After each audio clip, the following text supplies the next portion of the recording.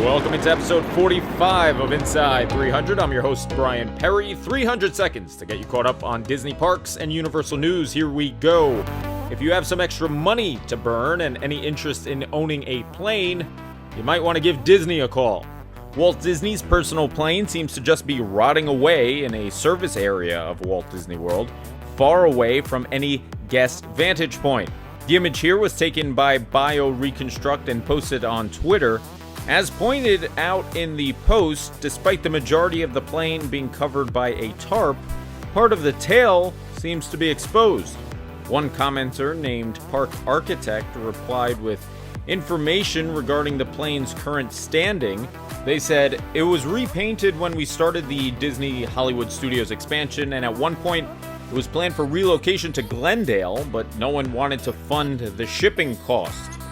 I guess it can't fly anymore. I guess that should go without saying. Disney optioned it to the Florida Air Museums, but no takers. The inside is gutted, and this is where it landed, pun intended, but seems like such a valuable piece of Disney history is just rotting away. I'll start the bidding at $6. They're not renaming them Magic Keys in Orlando, but Walt Disney World annual passes are returning, and just like their Magic Key counterparts in Anaheim, the prices are generating quite the reaction. The company shared this graphic yesterday, which, by the way, great job bringing back the retro look. Should have done that for the 50th anniversary, but I digress. The image shows that passes range from $399 for the basic Pixie Dust Pass, all the way up to $12.99 for the Incredipass. Now, the Incredipass lets you hold 5 park reservations at a time, and yes, as expected, park reservations will be required each and every time you enter the theme parks. Something important to note here, out-of-state residents who are not DVC members can only purchase the Incredipass, which is the most expensive one.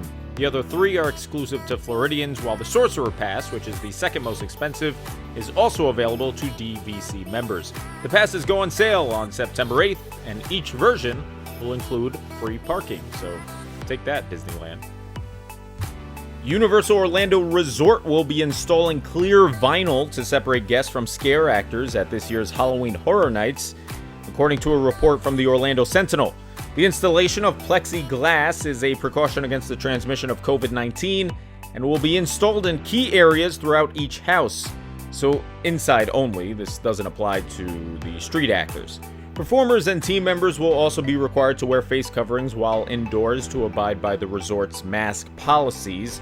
How well Universal hides the plexiglass should be interesting, as having it out in the open would pretty much give away a scare actor's location. If you like to torture yourself and get scared for fun, Halloween Horror Nights begins in just a few days on September 3rd. In the words of PTI, Happy Trails, the Walt Disney World Railroad, it's been over 1,000 days, 1,002 to be exact, since the classic attraction shut down due to the construction of Tron over in Tomorrowland. The ride closed on December 2nd, 2018, and shows no signs of reopening anytime soon, at least until Tron's construction is complete.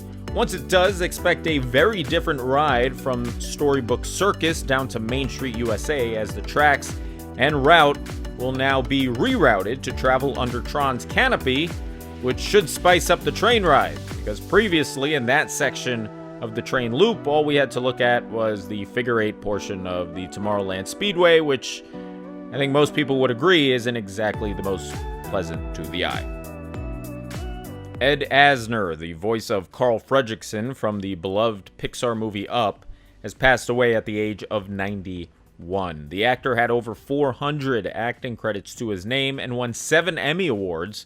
Along with the feature-length film Up, Mr. Asner can be heard in the brand new Doug Days, which premieres tomorrow, September 1st, on Disney+.